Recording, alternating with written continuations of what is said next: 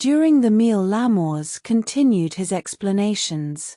He spoke of the medieval Rosicrucians, the oracles of Nostra Damus, the Enneads of Plotinus, the mysteries of Eleusis, Bacchus, Mithras, and Osiris. He told them of the lost keys of Freemasonry, the Hindu Samadhi, Saracen math, matichs, tarot cards, the precession of the equinoxes and its connection with the worship of the bull and the ram, the meaning of the SC-AB, and the tetragrammaton of the Jews. Every 160 years a different sign of the zodiac is in the position dominating Earth, he said. It goes backward, and is therefore called a precession. During the heyday of EGPT, the sign of Taurus, the Bu, WA carat in the Commune, Aing Posi, Tyon. So the people worshipped the bull. But Taurus ruled. Only by reflection, as it were. It was the overt sign. The sun, actually in Scorpio, was shining across into Taurus. So Edgar shook his head. I haven't the slightest idea what you're talking about, he confessed.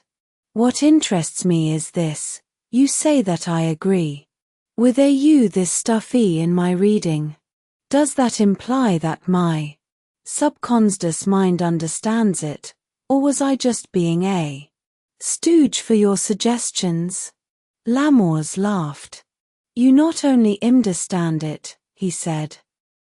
You explained several things that heretofore had carried no explanations, so far as I know.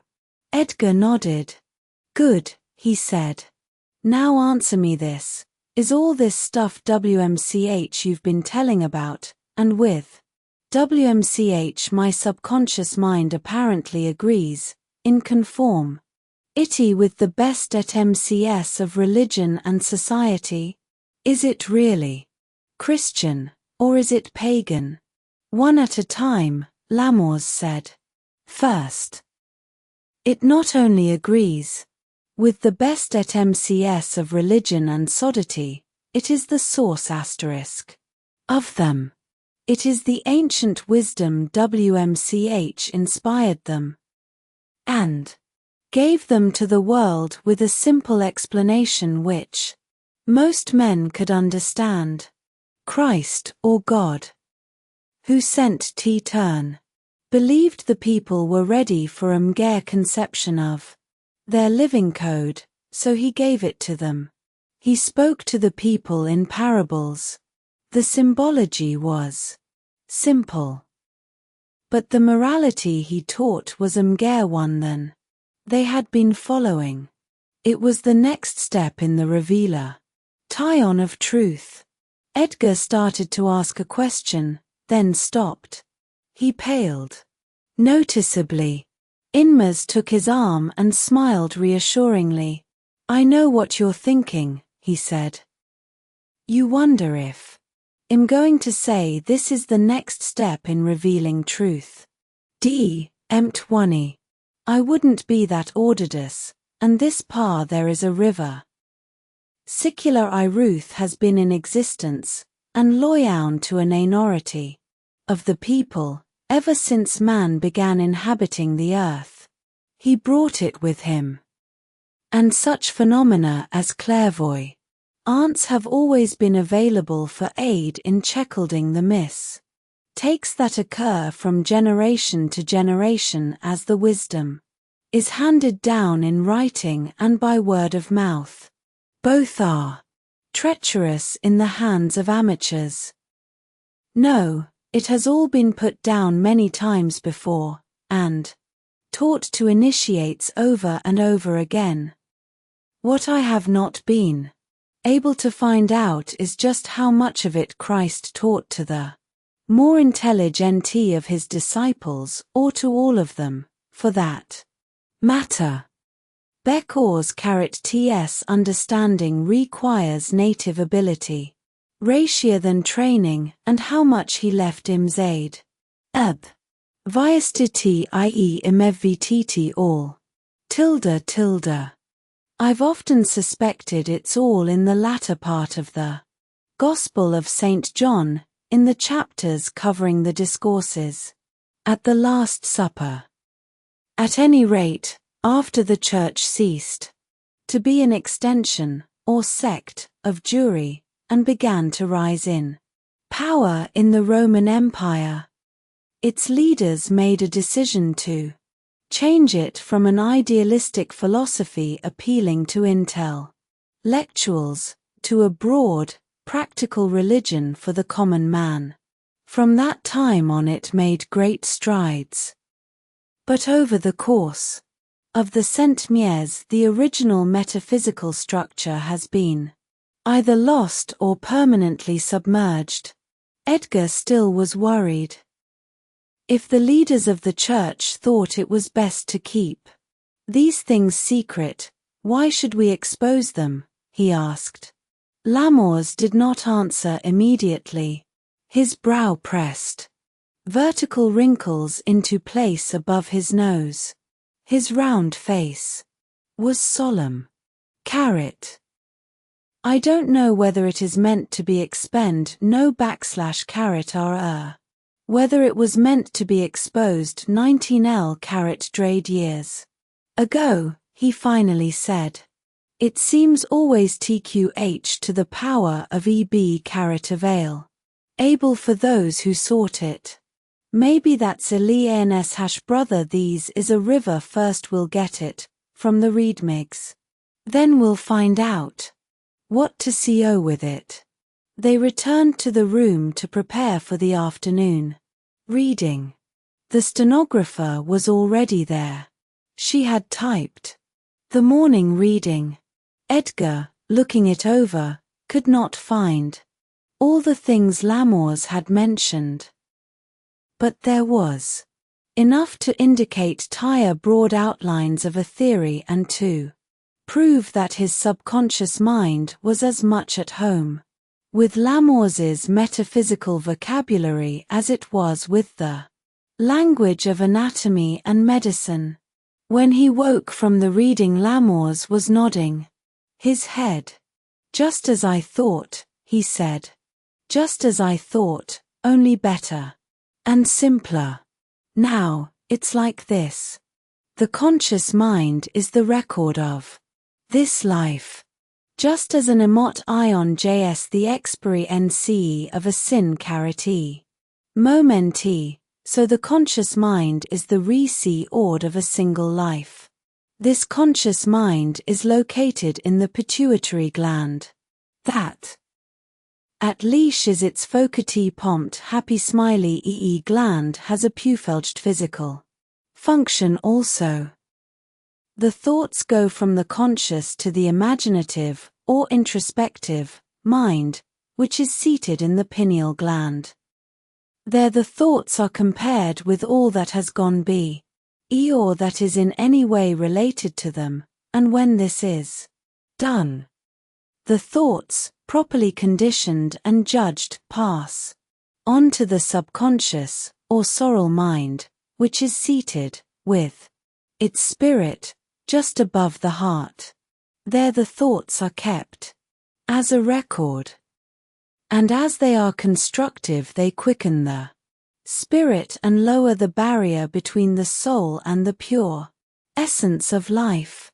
As they are destructive they are rejected, but kept as a record. And as they are repeated they build up the barrier between the soul and the spirit and dim the radiance of the life essence that shines through the subconscious to there is a river. The imaginative, and by refraction, or hunch, intuition, and yearning, into the conscious. Edgar looked at Schroyer. The quiet, dark little man could contain himself no longer. He began to laugh. Edgar joined him. Lamors, after a moment, began to chuckle. When they had settled down, Lamors looked at Edgar and said, "It's Soxon's medieval, or worse, but it's NPT. Modem science. Throws a lot of sense into what used to be thought of as nonsense. For a long time we were taught that only the tangible existed. Now we know that the most important forces in our lives are invisible, electricity, for instance, and the waves that make wireless possible. Thought has always been invisible," Schroyer put in. "And pretty much discouraged," Lamors said. "It isn't supposed to be good for the average man. Gets him into trouble. But look here," he turned to Edgar, "you've got to give your time to this thing, man. You're as out of place in a photographer's studio as Joseph was in Pharaoh's prison. Bring your family up to Dayton, and let me back thing the way it should be backed. No oil wells, no lectures, just readings of this type, for enlightenment, and physical readings. For those who need them. We ought to build up an organization which will take care of the sick, whether they be ill in body, mind, or spirit. Then you'll really be doing something. That's what TD like," Edgar said. "It's always been my dream. But I've never been able to reconcile it with the fact that in my conscious mind, as you put it, I'm uneducated." Schutzel, he added. "It's worse than that, TM ignorant." "I was about to explain diet," Lamors said, "but my language threw yon off. I was getting too technical. Remember what I said about the subconscious carrot mind. There is a river being the storehouse of all our experiences and thoughts, for all our lives, here and elsewhere. Well, to the degree that these experiences and thoughts have been in the right direction, a man is civilized, cultured, humane, and so forth. His past record shines through his conscious mind and present body, making the pattern of the body and the character of the person. Nothing is forgotten or lost by the subconscious. Therefore, if you in one or more of your past lives, or in your studies in other dimensions and other worlds, learned this wisdom which comes through you, it is not at all to be wondered at that you still possess it. The fact that your subconscious mind is articulate, his clairvoyance, that is strange thing. But once the subconscious is reached, it's not surprising that it is full of wisdom. That is, providing first of all that you are allied the focus of good. That's where Mevitab 3 iti of morality comes in. As a man thinketh in his heart, so is he, Jesus said. You couldn't use this force for evil purposes without one of two things happening: the power would be lost to you or the information would cease to be right. In one case your soul would remain uncorrupted, by retreating within itself.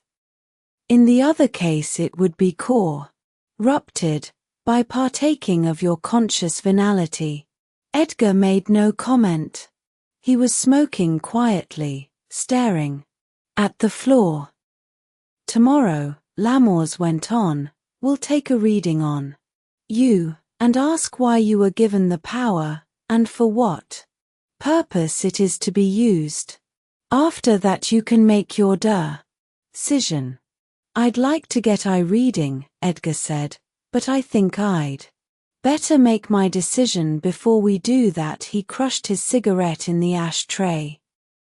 This is something I should decide by myself, without help from the readings, he said. I'd always suspect them. There is a river of leading me into it. If they said I should devote myself to this work exclusively, and I decided to do it because of that. The power was given to me without explanation. I've tried to discover what to do with it. It's been hit and miss, trial and error. It was never considered from this angle. It was just an odd trait that was useful in medicine. That's because no one ever got hold of it who thought people were anything more than what we've always been taught: souls. Bomb into the earth, to live a while, die, and be judged. Under that system it wouldn't be accounted for by anything but an answer to my childhood prayers and my reading of the Bible. That's what I always thought. And against this I put the idea that the devil might be tempting me to do his work by operating through me when I was conceited enough to think God had given me special power. But I've watched it for years, and I've studied myself as best I can. I've prayed, and I've waited to see what would come of it. I've been convinced for quite a while that it's a good power, or force. It hasn't ever done evil, and it won't let me do it. A few times when people were taking readings, which shouldn't have been taken, without my knowledge, I suspected it because I began to feel badly after each read. I know now that when I've given my best and someone has been helped, I wake up feeling refreshed. He took another cigarette and accepted a light from Schroyer. But what you've been telling me today, and what the readings have been saying, is foreign to all I've behaved and been taught, and all I have taught others, all my fee. If ever the devil was going to play a trick on me, this would be it. Lamours laughed and stood up.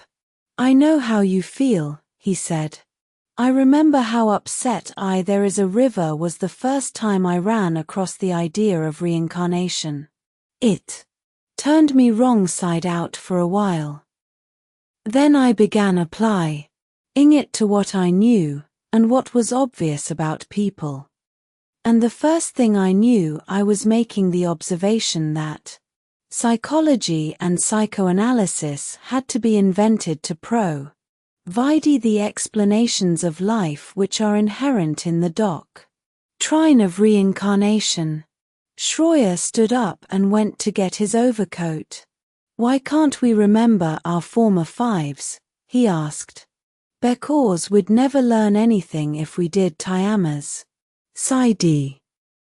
Wid IRV_J 3 wire all our prejudices, Ouija beases, strengths, like S and dislikes, and have them inactive. Rather than suppressed FOM caret they will make AMS of free caret WF. On this plane. What we have biot bified sork kafa caret R and intellectfand makes us charming or tateful, then T caret tli free. Will as the active agent. We go forth with this equipment in a world that is like a succession of laboratory tests. He put on his topcoat and went to shake hands with Edgar. We'll leave you now, he said. You have a lot to think over. Don't rush yourself. If you like, wait until the reading tomorrow, then decide. Or wait longer. It's the most important decision of your life. And it's going to be the most important decision in a lot of other fives, too. They left, taking the stenographer with them. Edgar remained seated on the couch, smoking cigarettes, fighting one off the other. When it grew dark, he went into the street and walked. When he was tired, he returned to the hotel and read the New Testament. He knew the Gospels well. In none of them was there a condemnation of astrology or of reincarnation. There was, in fact, no mention of reincarnation whatsoever. But there was no comfort in this. If reincarnation were a truth, why had not Jesus mentioned it? There is a river. What he did mention, what was mentioned throughout the Bible, was the false prophet. Old ghosts rose up in the room, haunting him. Why was reincarnation not mentioned anywhere in the Bible? It was different with astrology. People had believed in the stars in biblical times, and there might, by simple reason, be something in it. Everyone knew the influence of the sim on the earth, and the sun was a star. It certainly made a pattern. So far as life on earth was concerned, it shaped everything, or at least nourished everything, and the shape had to be such as to allow the sim to give life to it. Why could not the other stars, the signs of the zodiac, for instance, influence people in subtler ways, by making them bullish, or lionish, or airy, or gay, or introspective? And if the planets were old dwelling places of the soul, why would they not influence people when they came to a point of prominence in the sky, just as a man who had once lived in Hopkinsville would be influenced by reading of it, or meeting someone from the town, or by seeing photographs of it? It might be, take the moon, for instance. Its influence was obvious on such things as the tides and the female cycle. Any farmer could tell you that a fence rail laid on the wane of the moon will sink into the ground, just as bacon from a hog killed on the wane of the moon will shrivel in tie pan and be worthless. The fence rail has to be laid when the moon is on the increase, and the hog has to be killed at the same period. These things were observable because the moon was so close. The other planets were farther away, and the stars were far beyond them. But their Lee-T came to the earth. And might it not influence in some way the heart, or the brain, or the emotions? There is a river. Lamors had said it was all a pattern. The body was an objectification of the soul, responding to it as a swimmer responds to the sea, sometimes fighting against it, sometimes going willingly with its current, sometimes carried helplessly in its tide. And this life was but one of many, perhaps of thousands, spent here and on the other planets of the system, and out in far-flung worlds that stretched to the horizons of the cosmos. What drivel running around on the planets and among the stars? What would his friends in Selma say to that? What would his Sunday school pupils say? What would Gertrude and Hugh Lynn say? Drivel, nonsense, quackery, fraud, hocus-pocus, monkey business. That's what the doctors had said about the medical diagnoses of the readings. They were experts in their field. He was an expert in the field of the Bible. What was his opinion of the things he had heard that day? Drivel, nonsense, quackery, fraud, hocus-pocus, key business. He walked through the night until he came to the river that wound its way through the city. The water shimmered in the bright radiance of the autumn sky. To watch it better, he went halfway across the bridge. There, leaning against the concrete ledge, He could alternately look upward at the sky and downward at the moving stream. The water of the Spirit.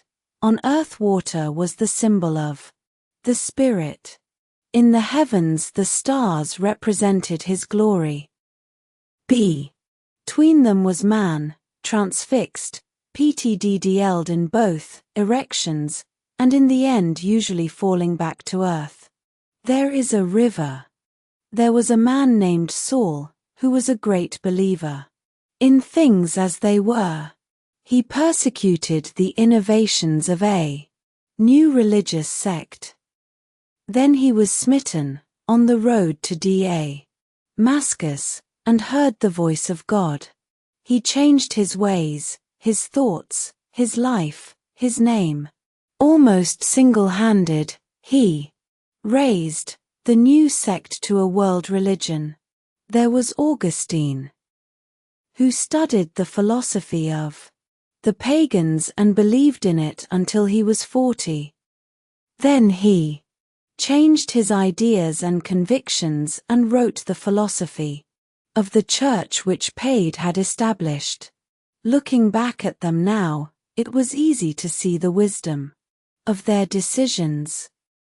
Difficult to understand the darkness in which they had walked for so long. That was because Christianity had triumphed and been proved right. Suppose it had lost and been proved wrong? Where would the memory of Augustine and Paul be now? It would be buried. Instead, the memory of the men who continued to believe in paganism was buried. Paul and Augustine had been right.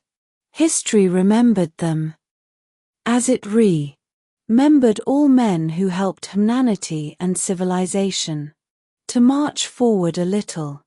Who were these men?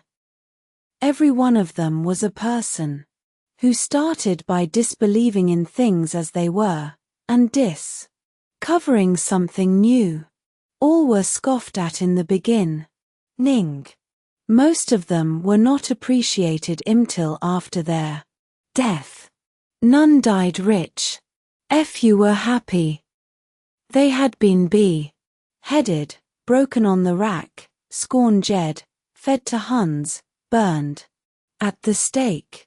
Their master had been crucified. What was his way of life? Love your brothers, love your enemies, love God. Return evil with good, turn the other cheek, be humble. Thirst after righteousness, pray for the world, forgive your debtors and those who seek to harm you. Once a young man asked how he might serve him more completely, having fulfilled all the obligations of prayer, and there is a river sacrifice and righteousness. The answer was to go and sell what he had, give it to the poor, and follow in his footsteps. With the disciples, the young man turned away and was sad, for he had great possessions. There is no other mention of that young man in the Gospels. Did he fail to fulfill the last test? He must have, for he was not numbered among the disciples. He was the one who was chosen and did not respond. What else was that order but a call to join the little band of followers? The call came to every man who sought it. Whoever asked for an opportunity to serve was given it. Many faltered. The opportunity wasn't what they had expected. It demanded too much personal sacrifice. They fell back. They failed.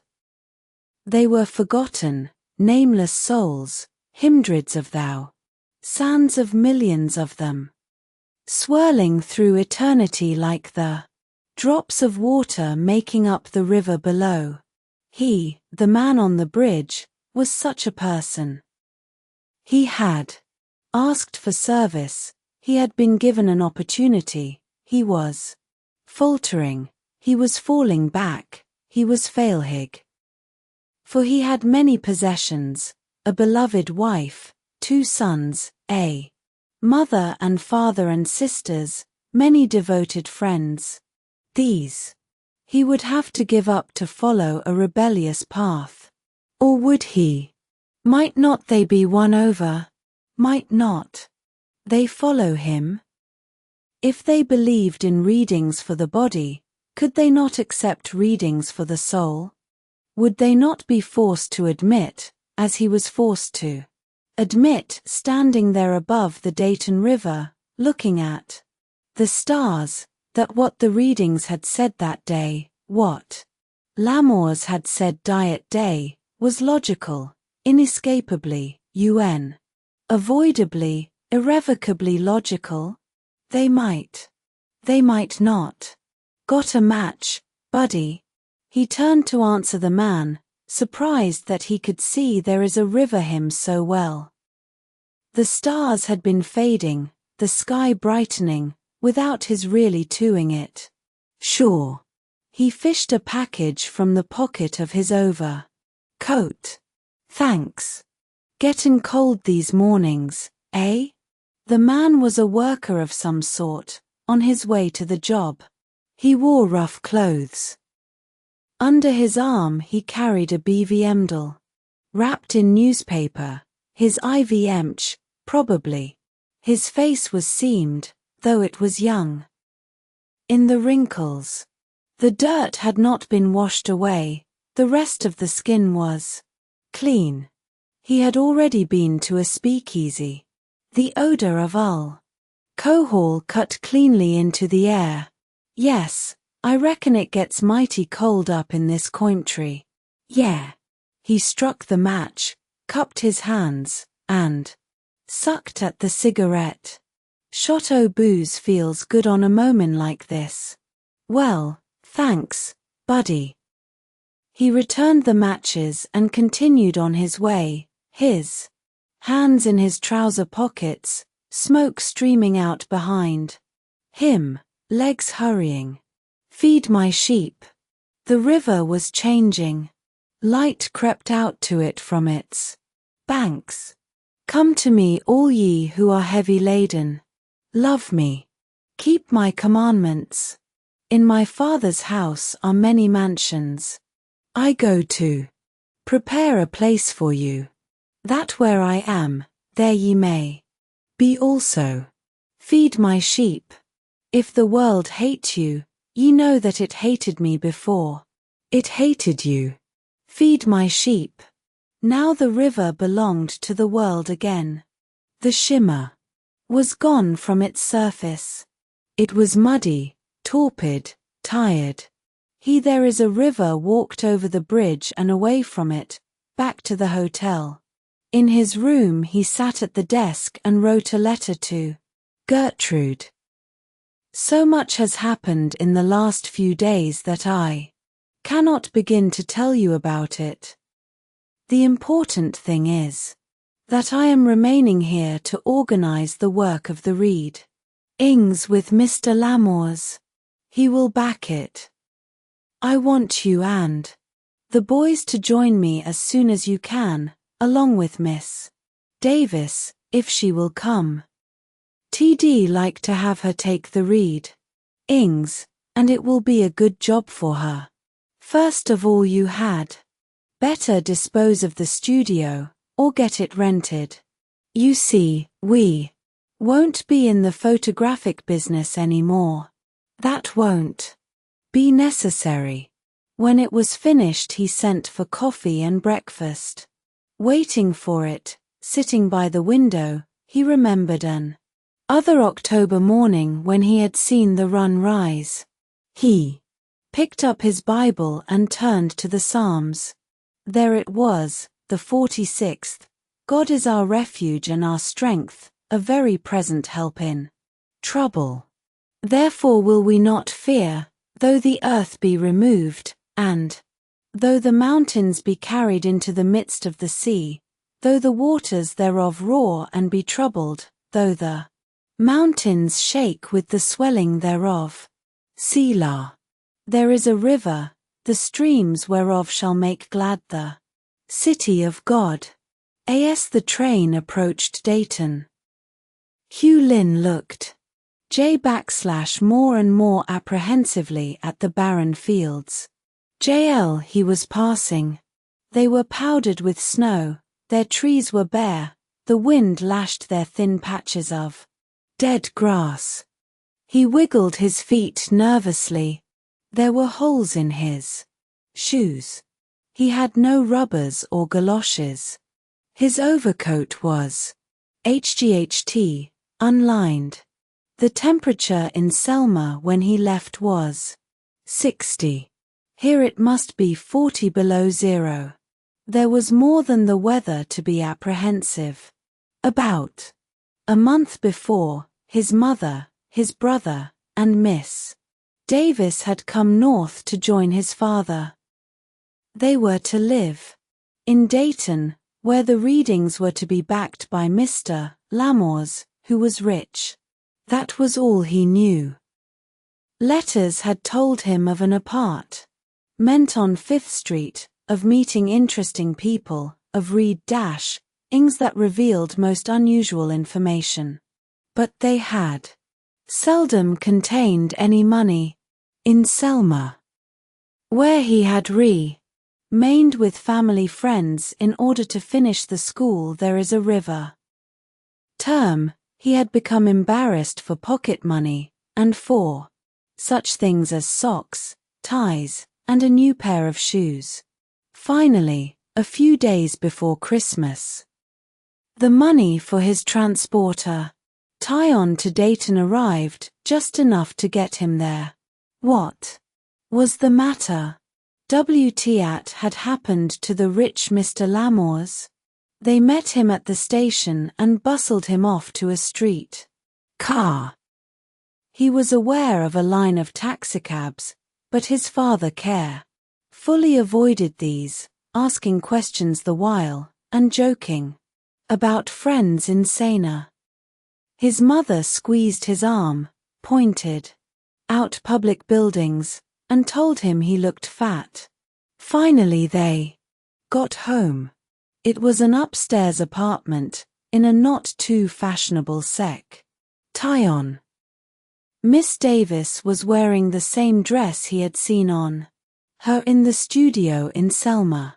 He let them talk themselves out. Then he asked, point blank, what the matter was. What was Lamors with AU? His money. His father explained. Lamors had got into financial difficulties. He was enmeshed in lawsuits that kept him in Cincinnati, and required his presence in court every day. All his money was tied up. He was in danger of losing his home in Dayton. He had been unable to contribute to the work since early in November. Let's go back to Selma, Hugh Lin said. He was cold. The wind whistling against window panes frightened him. Edgar shook his head. I have lots of things to talk to you about, he said. They are the things that make it impossible for me to go back. I've got to stick to this work now, no matter what happens. This setback is just a test. And whatever happens to Lamors, he has done a lot for me. He opened my eyes to many things. He has been a great help. There is a river dinner's ready, Gertrude called. She put an arm around Hugh Lin and walked him to the dining room. You must be HXMGRY, she said. Where did the money come from to get me here? Hugh Lin asked. He had taken a quick look at the meal on the table. It was scanty. Oh. That was an old $20 gold piece I had lying around, his mother said.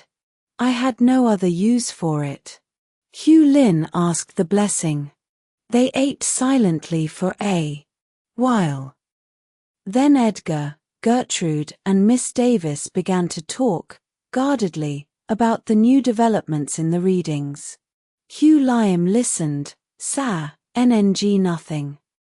When they finished eating they told him about the new type of reading. It was called a life reading, and about reincarnation.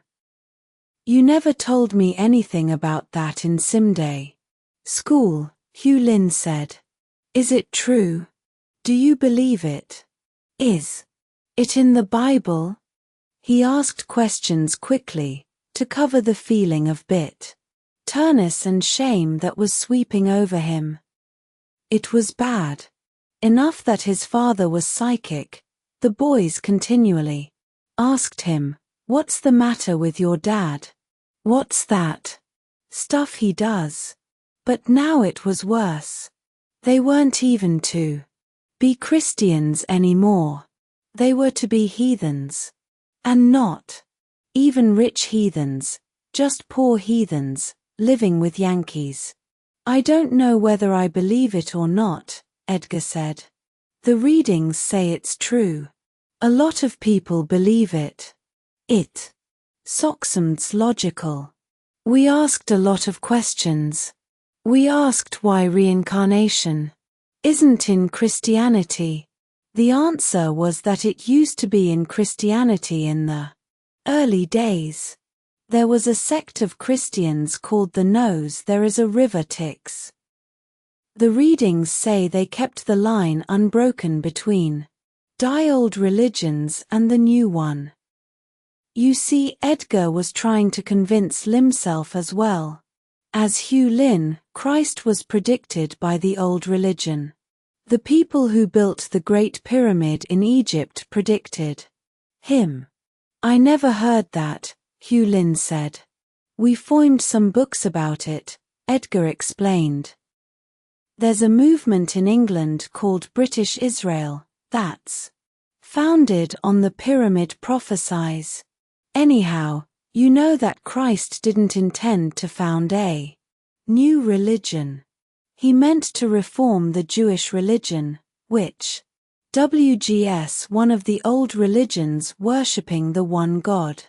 Now, just like the other old religions, they are called mystery religions. The Jewish faith had a secret doctrine. It was called Kabbalah. The students who learned it were called initiates, and these were the high priests. They learned the esoteric part of the religion, and the people were given the exoteric version.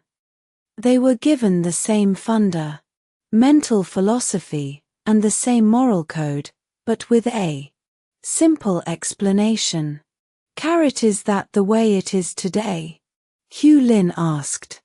Do the heads of the church believe in reincarnation? No, Edgar said.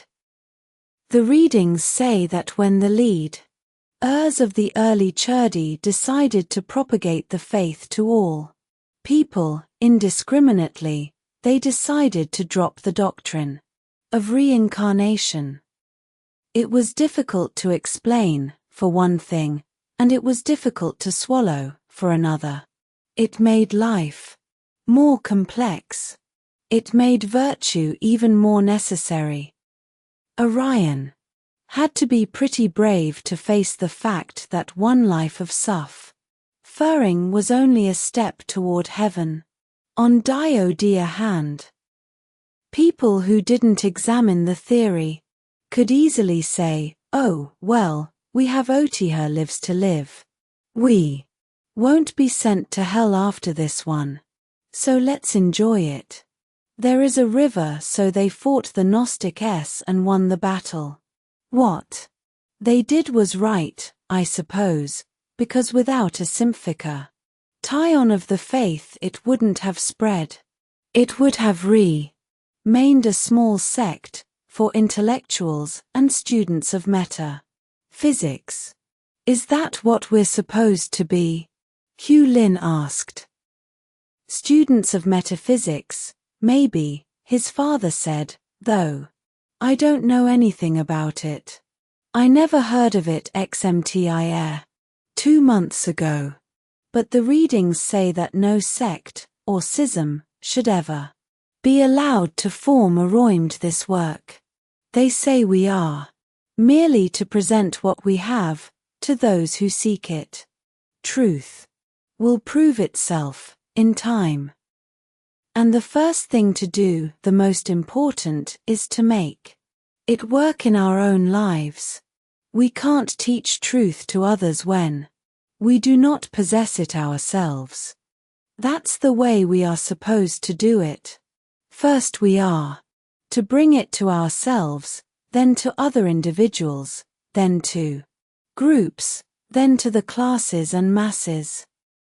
But it must always be presented as something which is the natural property of you. I don't understand reincarnation, Hugh Lin said. Neither do I, Edgar said, but then, there are a lot of things we believe but don't understand. I believe what Einstein says about relativity, but I don't understand it. I have in atoms, but I don't understand them. Do you? No, but some people do. Scientists do. Some people understand reincarnation. The Hindus live in it. They understand it. Hugh Lin was silent.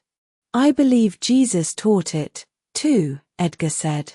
He got up and went for his Bible. Listen to this, he said. It's from John, the 3rd chapter, where he is talking with Nicodemus. He tells Nicodemus there is a river that unless a man be born again he cannot see the kingdom of heaven. Now, in the 5th chapter of Matthew, you remember, Jesus says that unless a man be perfect he cannot enter the kingdom. Well, what man, when he dies, is perfect?